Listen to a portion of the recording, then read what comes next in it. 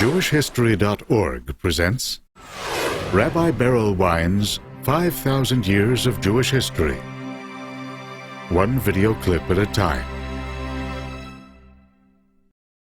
Clip number 16. Greek Influence and Alexander the Great. Whenever there are major changes in world events, it seems to impact the Jewish people particularly. Alexander the great Greek leader, conquers the Persian Empire, conquers most of the known world, and he comes to the land of Israel in about 325 before the Common Era, just a few years before his death. There the Talmud tells us that he meets Simon the Righteous, Shimon HaTzadik, and is so impressed by the visage of Shimon HaTzadik and by the personality that he spares Jerusalem, he spares the temple, and so to speak, he continues on his way. Alexander will die 2 years later in 323, before the Common Era. The Jews remember Alexander. They made a commitment to him that all of the firstborn male children born during that year would be named Alexander. And that's how Alexander, a pure Greek name, enters the Jewish world. It became a standard Jewish name until our time. There are people today who are named Alexander, Sender.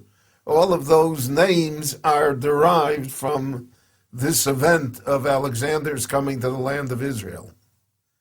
In addition, the Jews said, we're going to revamp our calendar.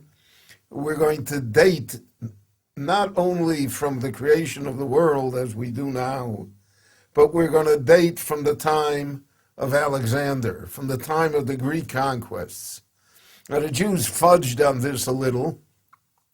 This became what was known as Minyan Shtarot, the official date that was used in legal documents. And year one was the year 312 before the Common Era, which in Jewish tradition is exactly 1,000 years after the Exodus from Egypt. And the Jews also now were subservient to the Greeks. They had to pay taxes, etc. And to a certain extent, Greek culture, certainly Greek names, filtered into the Jewish world. We find great rabbis who are named Antigone.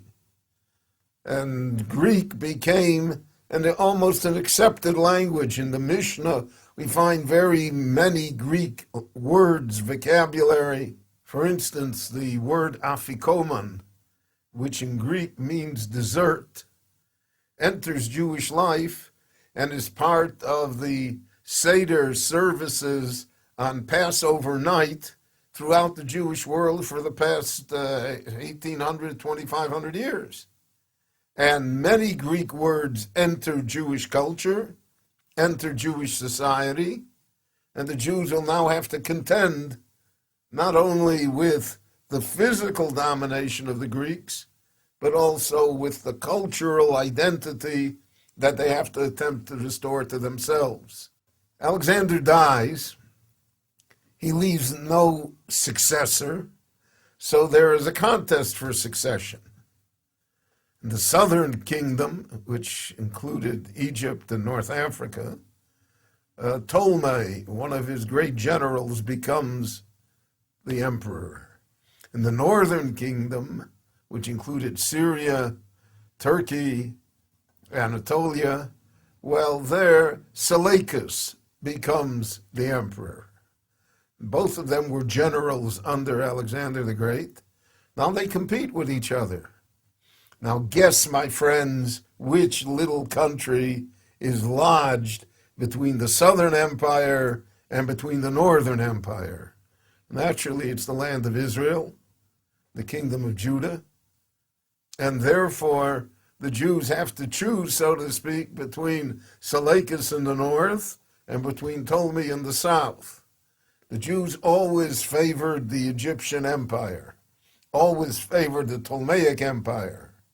But the northern kingdom always attempted to conquer Israel, use it as a buffer and as a base against the Ptolemaic Empire in the south. And this, my friends, brings us pretty much to the story of Hanukkah, a story which I'm going to share with you on the next segment of this series. Thanks again for watching. For more on Jewish history, go to jewishhistory.org.